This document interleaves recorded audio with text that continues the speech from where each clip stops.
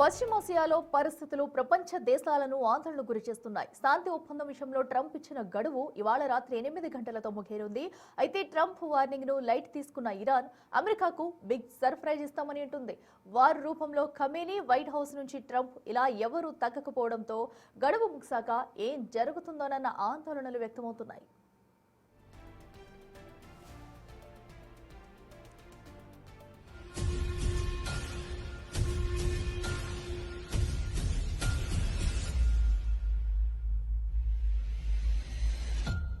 Hormuz జలసంధిని తెరిచేందుకు శాంతి ఒప్పందం కుదుర్చుకునేందుకు ఇచ్చిన గడువు ముగిసిన తర్వాత దాడులు మరింత తీవ్రం చేస్తామని అమెరికా ఇప్పటికే హెచ్చరించింది. ఏప్రిల్ 7ను power plant day, bridge day మారుస్తానని ట్రంప్ వార్నింగ్ ఇచ్చారు. ఇరాన్లోని ప్రతి పవర్ ప్లాంట్, ప్రతి బ్రిడ్జిని నేలమట్టం చేస్తామని చెప్పారు. ఇరాన్ మొండిగా వ్యవహరిస్తే వారి ఆయిల్ రిఫైనరీలను ధ్వంసం చేసుకుంటామని ట్రంప్ ఇప్పటికే స్పష్టం చేశారు. అమెరికా పవర్ గ్రిడ్లు, ప్లాంట్లను లక్ష్యం చేసుకుంటే ఇరాన్ అంధకారంలోకి వెళ్లిపోయే ప్రమాదం ఉంది. మరోవైపు కీలకమైన వంతెనలు, రవాణా మార్గాలు ధ్వంసం చేయడం ద్వారా ఇరాన్ సైనిక కదలికలను స్తంభింపజేయాలని ట్రంప్ భావిస్తున్నారు.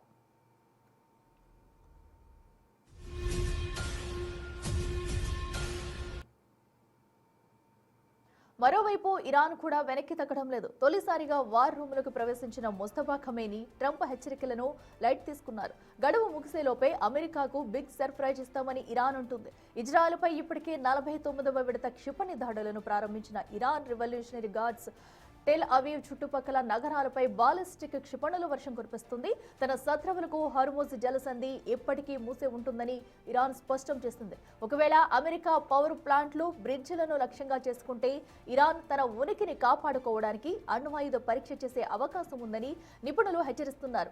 ఒకవేళ ఇరాన్ అణ్వస్త్ర దేశంగా ప్రకటించకుంటే అమెరికా, ఇజ్రాయెల్ నేరుగా ఇరాన్ అణు కేంద్రాలపై భారీ దాడులు చేసే అవకాశం ఉందని, ఇది పరిస్థితిని మరింత ఉద్రిక్తంగా మారుస్తుందన్న అభిప్రాయాలు వ్యక్తమవుతున్నాయి.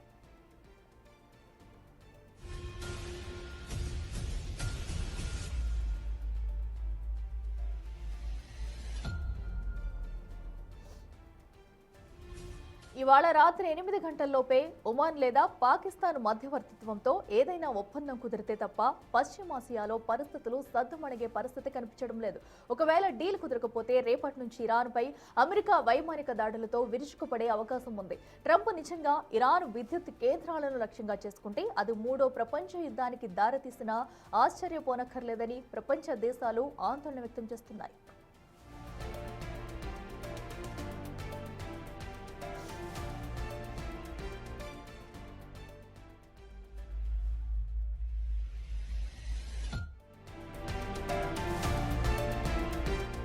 బ్రేకింగ్ న్యూస్, ఇరాన్ కొత్త సుప్రీం లీడర్ ముస్తఫా ఖమేనీ ఎట్టకేలకు బయటకు వచ్చారు. ముస్తఫా చనిపోయి ఉండొచ్చని అమెరికా ప్రెసిడెంట్ డొనాల్డ్ ట్రంప్ అనుమానం వ్యక్తం చేసిన నేపథ్యంలో తొలిసారిగా వార్ రూమ్ లో ప్రత్యక్షమయ్యారు. కమాండర్ ఇన్ చీఫ్ హోదాలో ముస్తఫా సైనిక ఉన్నతాధికారులతో సమావేశం నిర్వహించిన వీడియోను ఇరాన్ రిలీజ్ చేసింది.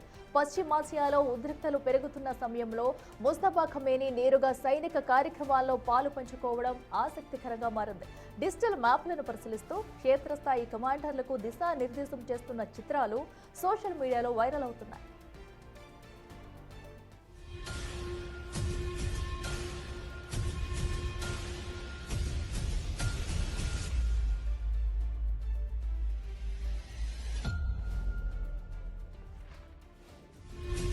ఇరాన్ రెవల్యూషనరీ గార్డ్స్ ఆర్మీ కమాండర్లతో కలిసి ముస్తఫా మిస్సైల్ వ్యవస్థలు, డ్రోన్ సాంకేతికత, సరిహద్దు భద్రతపై సుదీర్ఘంగా చర్చించినట్లు తెలుస్తుంది. ఇప్పటి వరకు తెర వెనుక వ్యూహకర్తగా ఉన్న ముస్తఫా ఇప్పుడు నేరుగా యుద్ధ క్షేత్ర నిర్ణయాల్లో భాగస్వామి కావడంతో ఇజ్రాయెల్, అమెరికా సైనిక స్థావరాలపై దాడులు మరింత తీవ్రమయ్యే అవకాశం ఉందన్న వాదనలు వినిపిస్తున్నాయి. దేశ సార్వభౌమత్వాన్ని కాపాడే విషయంలో రాజీ పడే ప్రసక్తే లేదని, శత్రువుల దుశ్చర్యలను తిప్పికొట్టేందుకు సిద్ధంగా ఉండాలని ముస్తఫా పిలుపునిచ్చినట్లు సమాచారం.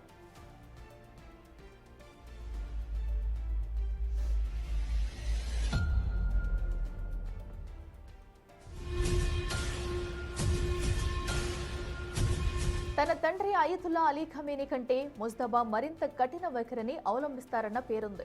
ముస్తఫా నాయకత్వంలో హిజ్బుల్లా, హుతీలతో పాటు ఇతర మద్దతుదారులు మరింత బలోపేతమయ్యే అవకాశం ఉంది. ఇది పశ్చిమాసియాలో ఉద్రిక్తలను మరింత పెంచుతుందన్న వాదనలు వినిపిస్తున్నాయి. అమెరికా ఇజ్రాయెల్తో ఎట్టి పరిస్థితుల్లోనూ రాజీ పడకూడదని ముస్తఫా నిర్ణయించుకున్నట్లు తెలుస్తుంది. ఇక ముస్తఫా ఇరాన్ పగ్గాలు చేపట్టడంతో దేశ భద్రత కోసం అణ్వాయుధ తయారీ దిశగా అడుగులు వేసే అవకాశం ఉందన్న అభిప్రాయాలు వ్యక్తమవుతున్నాయి.